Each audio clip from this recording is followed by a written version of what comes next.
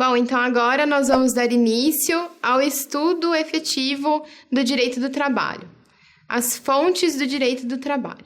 Então, nessa aula nós veremos o conceito de fontes, a classificação, a divisão entre fontes materiais e fontes formais e as fontes formais autônomas e heterônomas. Bom, quanto ao conceito de fontes, nós temos vários significados. Um conceito fala que fonte significa nascente, enquanto que um conceito metafórico utiliza a fonte como o início, o surgimento. É esse conceito que nós vamos adotar aqui no direito do trabalho e no direito de forma geral.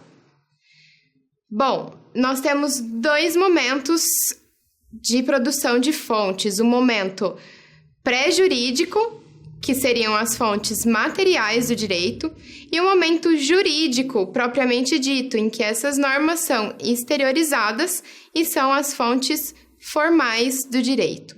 Bom, então nós temos as fontes materiais e as fontes formais.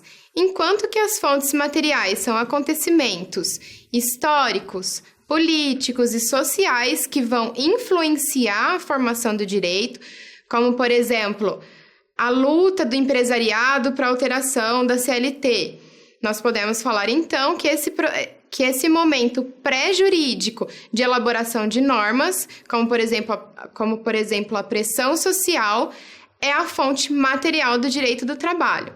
Por outro lado, as reivindicações sociais, como a pressão sindical no sentido de não mudança da CLT, pode também ser definida como fonte material do direito do trabalho. Essas fontes não são obrigatórias, então elas só existem como um mecanismo de pressão do legislativo de forma geral, do Estado. Por outro lado, as fontes formais são obrigatórias, cogentes e impessoais. Elas caracterizam um momento de exteriorização do direito, sendo que o principal ente produtor das fontes formais é o Estado. No direito do trabalho, entretanto, nós temos uma peculiaridade que as partes também produzem essas fontes e também devemos levar em consideração o papel exercido pelo judiciário nessa produção de normas. Quanto às fontes formais, então, nós temos duas teorias. A teoria monista, segundo a qual o Estado seria o único produtor de normas, e a teoria pluralista, sendo esta aplicada ao direito do trabalho, porque nós temos não só o Estado como produtor de normas, mas também outros sujeitos, como é o caso dos sindicatos e das empresas. Bom, então aqui nós temos um esquema das principais fontes do direito do trabalho, sejam elas as fontes materiais e as fontes formais, que são divididas em fontes formais autônomas e fontes formais heterônomas.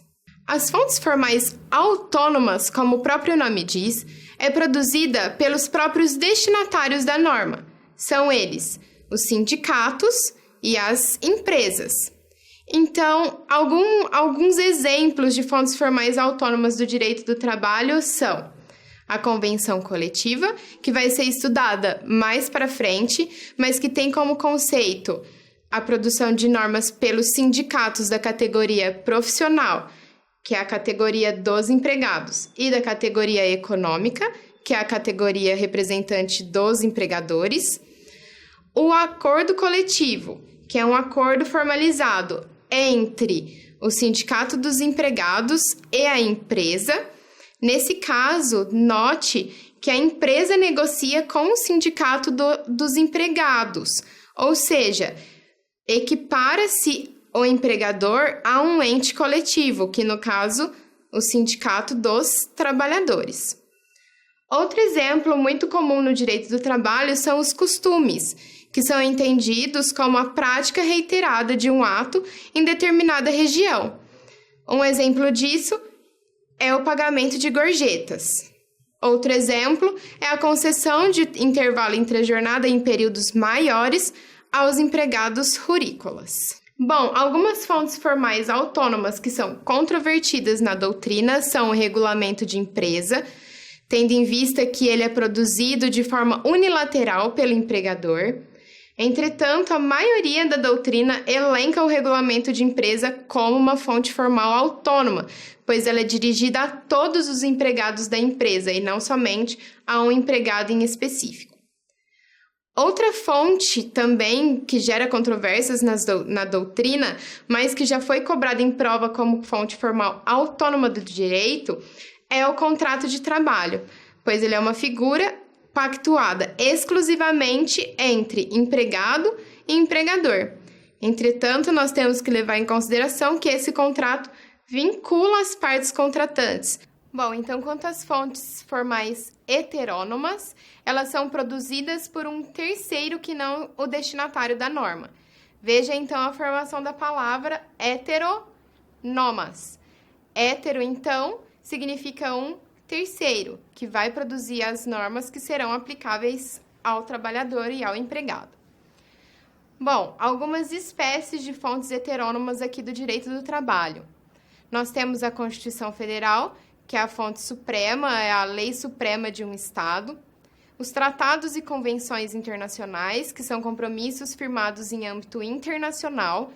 Para que os tratados e convenções internacionais sejam aplicáveis ao Brasil, é necessária a ratificação do tratado ou da convenção.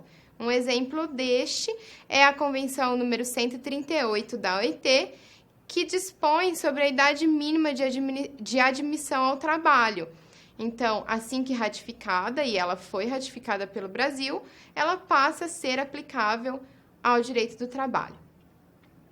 Bom, outros casos de fontes heterônomas são as leis, sejam elas leis ordinárias, leis complementares. Como exemplo de lei complementar, nós temos a Lei dos Domésticos, é a Lei Complementar número 150 de 2015, que são aplicáveis também ao direito do trabalho. Outra hipótese de legislação são as medidas provisórias, que são editadas pelo Presidente da República em caso de urgência e relevância apenas em regra.